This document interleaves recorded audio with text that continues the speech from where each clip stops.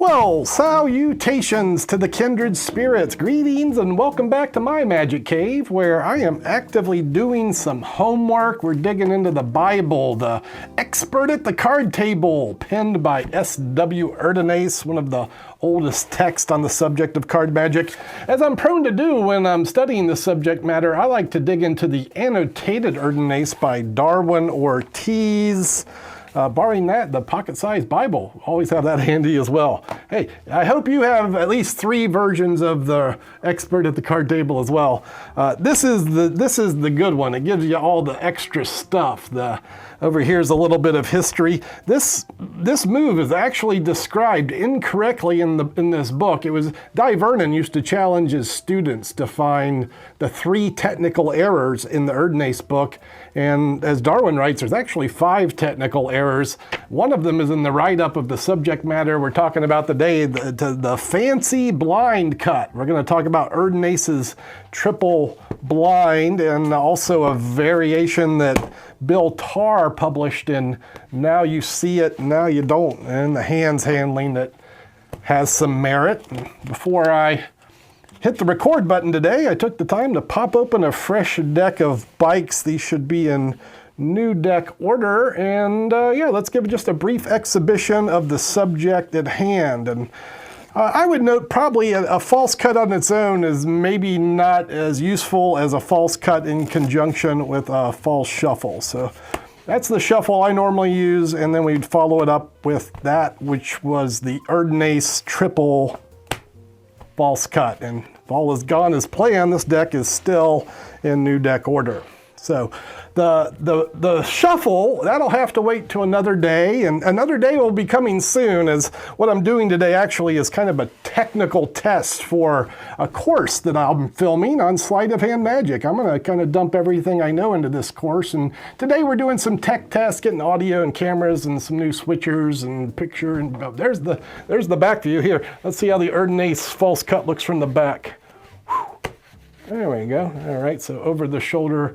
And these are the things we're testing today. But let's take a look in detail at the Erdnase Fancy Blind version 1. We start by approaching the deck with our right hand, the thumb and the first finger. Actually, Erdnase describes the second finger, but he also describes this move wrong in the book. So I'm just going to tell you how I do it. I go with the first finger and thumb, and I take the bottom third of the deck as the left hand claims the upper 2/3. So moving away with the bottom third, the right hand moves to the top and the thumb is going to butt up against the inner edge. The second finger now lifts another third, or half of what's left in the left hand. So let's review this action again. The right finger and thumb, first finger and thumb, takes away the bottom third, comes over the top. The thumb and the second finger then lift, and we're now in position to, as Erdnase says, move swiftly.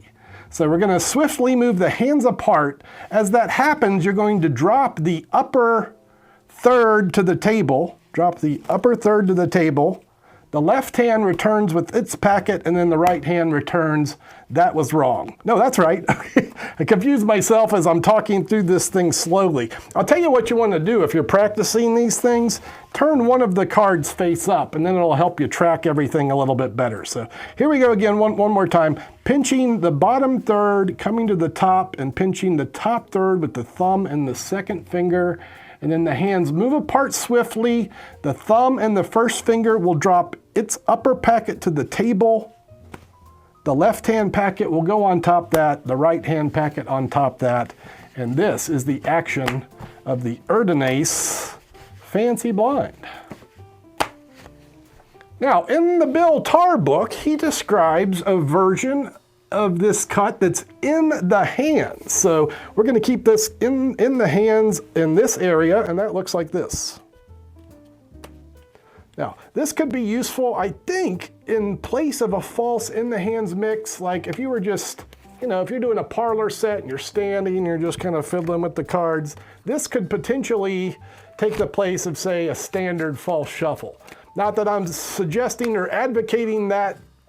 Like, I'd rather see you put in the work to do the false shuffle, but this in the hands version, it's got some merit. So let's take a look at how I do that, and it's not, dissimilar from the tabled version of the Erdnase blind. We start with the deck pinch between the first finger and thumb. Take the bottom third away, just like we did in the tabled cut, but now we're keeping everything in the hands. Come over the top and pinch with the thumb and the second finger, again lifting away. This time we're going to reverse over and now grab, I'm going to place the reverse over. I'm going to move the bottom packet to the top, the old reverse over move.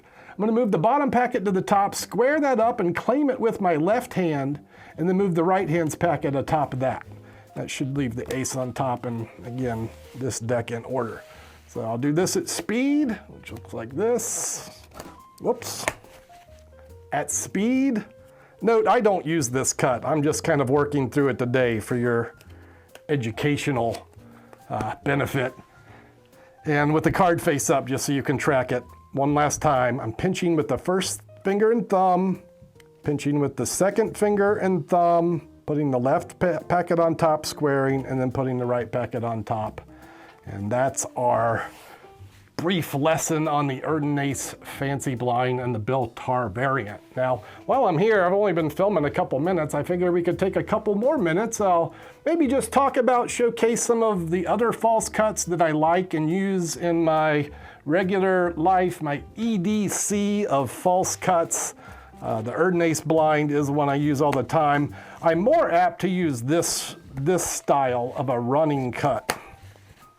Do this again. Let me show you how I'd flow here. So I give the deck a false shuffle, a cut, and then a running cut, which looks like this. And I think this technique has roots in Charlie Miller. You might want to go to Expert Card Technique. This is a great classic book, and you'll learn how to do some good tabled riffle shuffles, some push-throughs or strip-outs, and I'm pretty sure the up the ladder is described in there. So that's one that I use on the table.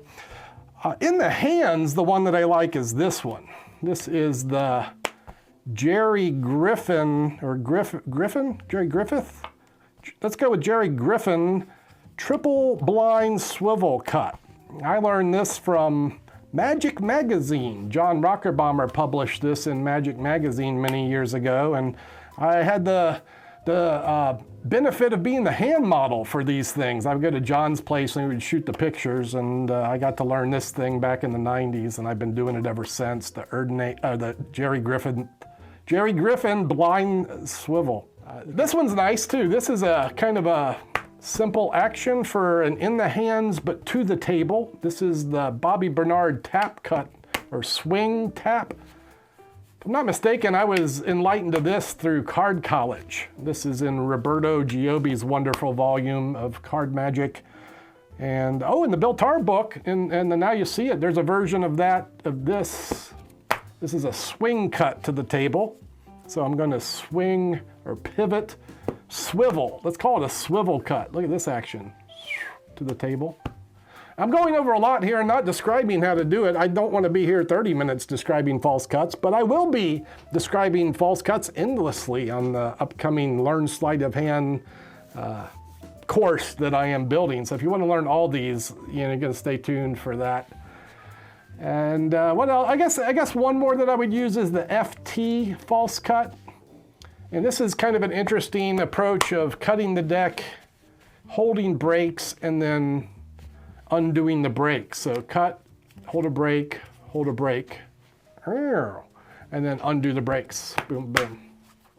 And I must say that Ben Earl has some great ideas with that cut as well, and I hope you're all studying everything Ben Earl writes about. But more importantly than that, start at the beginning. If you can find this book, The Annotated Erdnase by Darwin Ortiz, he'll give you some extra insight to the sometimes challenging subject matter in this tome, a tome that is in public domain, so you should be able to find this for your gray matter enlightenment on the internet somewhere. If you haven't done it yet, go read Expert at the Card Table, and I think that's all I have to say about the fancy blind cuts. I hope this information sits well in your gray matter, and well, I'll see you on the next video. Ciao for now.